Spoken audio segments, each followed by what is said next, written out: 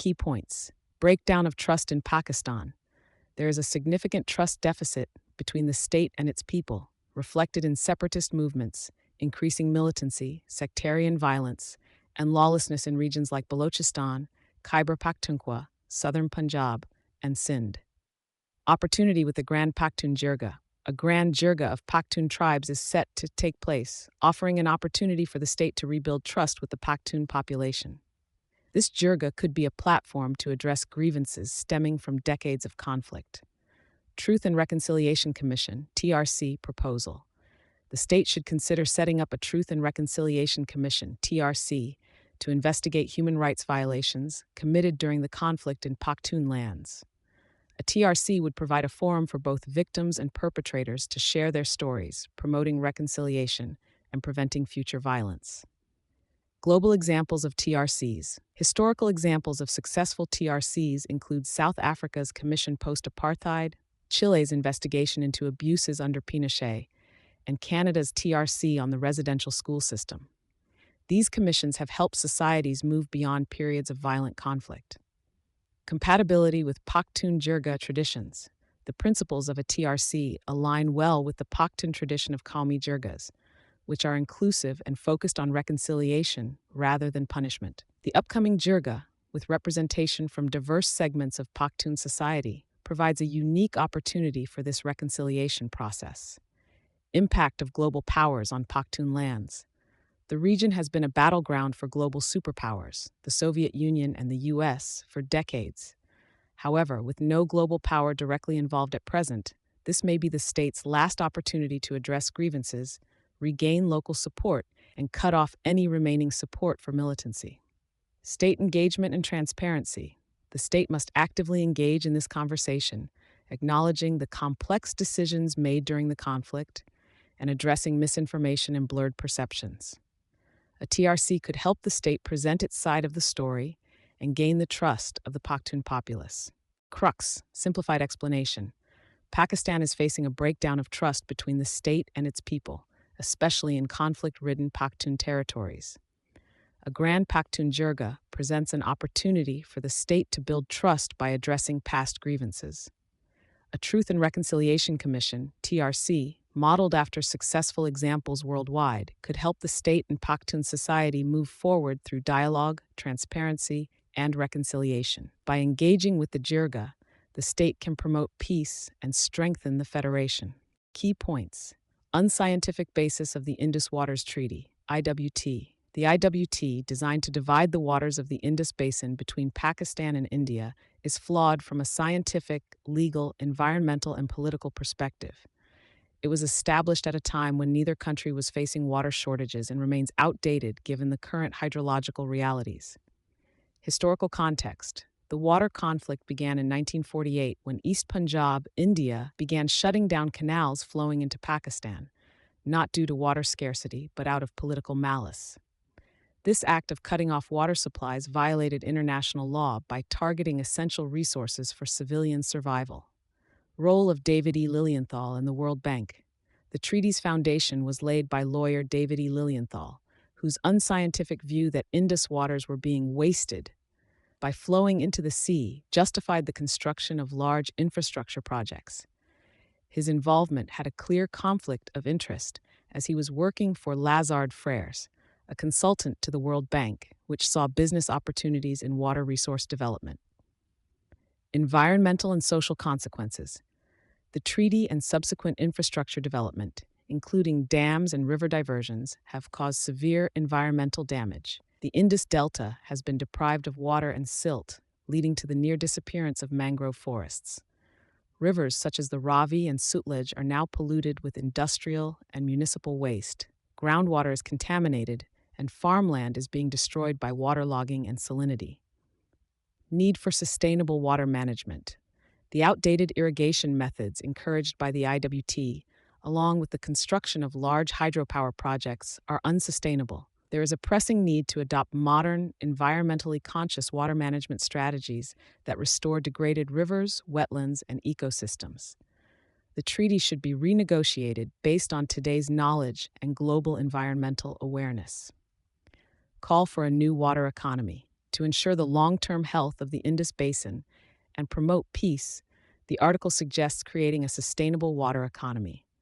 This would focus on restoring ecological services, reducing pollution, and adopting environmentally friendly and efficient water sharing practices. Crux simplified explanation. The Indus Waters Treaty, which was created to manage water sharing between India and Pakistan, is outdated and based on flawed, unscientific principles. It has caused severe environmental damage and failed to prevent conflict. The treaty must be reevaluated and renegotiated to adopt sustainable, modern water management practices, focusing on restoring ecosystems, reducing pollution, and ensuring water security for future generations. Key points: Nelson Mandela's wisdom on truth and reconciliation.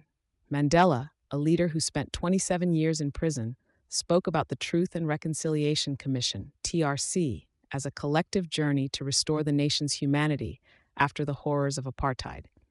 He emphasized peaceful protest and the importance of bringing closure to the people through the TRC, rather than seeking revenge. The role of protest in political change. Protests can drive political change, but in Pakistan, they are rare due to societal divisions and apathy. People often protest only when directly affected, and injustices faced by the weak and underprivileged often go unnoticed. Activists and protesters in Pakistan, notable individuals like Anis Haroon, Shima Kermani, and the younger generation behind the Aurat March have significantly advanced the women's movement in Pakistan.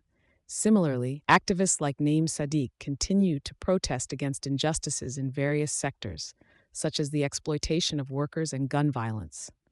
The unique example of Abdul Hamid Dagia. Abdul Hamid Dagia, an 80-year-old chartered accountant, has been protesting injustices in Karachi since 2015.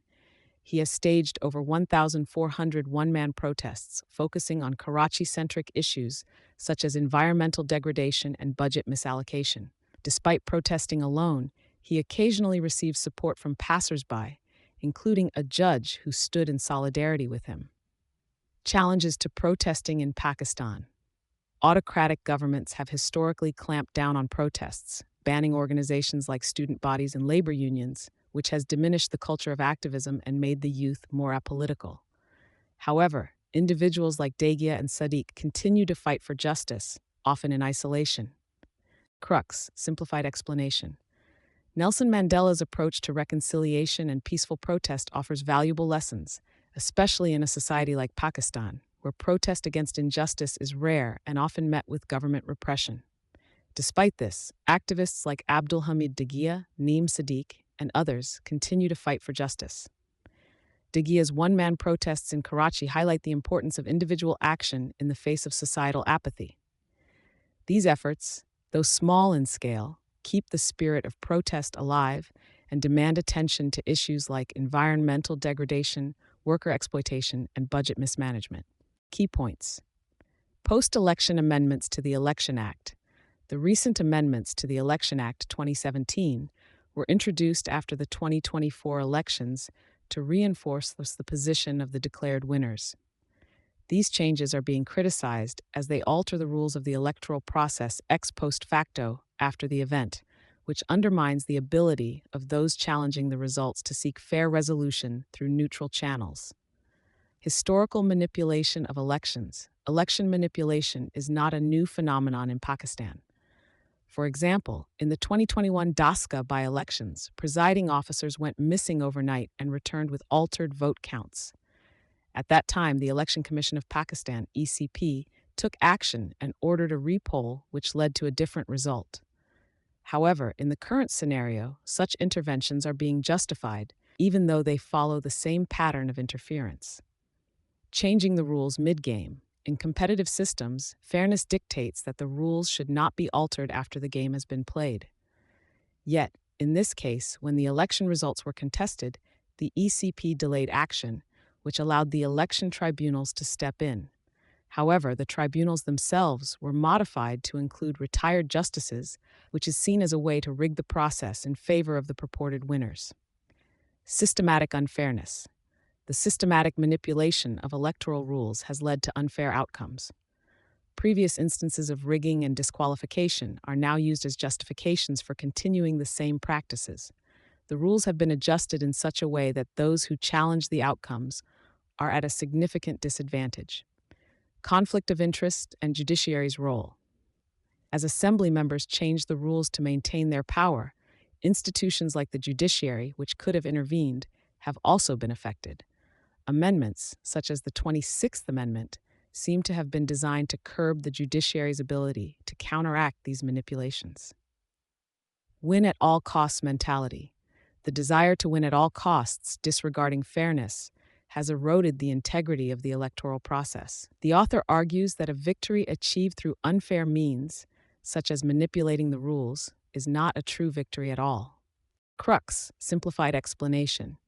After the 2024 elections, the government amended the Election Act to protect the winners and prevent fair challenges to the results. Historically, election manipulation has been a common issue, as seen in the 2021 Daska by-elections. The fairness of the current process is questioned, especially since the rules were changed after the election. This manipulation undermines the credibility of the electoral process, leading to concerns about conflict of interest and the judiciary's role in ensuring justice. The desire to maintain power at all costs has distorted the principles of fairness and truth. Key points: inflation decline. Inflation has slowed significantly, with headline inflation falling to a 44-month low of 6.9% in the past month. This decline surpasses both government and market expectations. Contributing factors. The decrease is attributed to multiple factors, including a high base effect from last year's 31.4% inflation, falling global oil and commodity prices, a stable exchange rate, reduced demand due to eroded real wages, aggressive monetary tightening. Core inflation and CPI. Core inflation, which excludes volatile items like energy and food, remains higher than CPI inflation but has also fallen. The narrowing gap between the two signals a slowdown in imported inflation. Monetary policy adjustments. The state bank has already reduced borrowing costs by 450 basis points, bringing the rate down to 17.5% since June. With inflation now below the FY25 target of 12%, there's room for further interest rate cuts in the coming months, which private businesses are advocating for. Cost of living concerns. Despite the falling inflation rate, the cost of living continues to rise, especially for essential items like groceries, school fees, and healthcare. This highlights that lower inflation does not necessarily mean lower prices. Economic risks and concerns.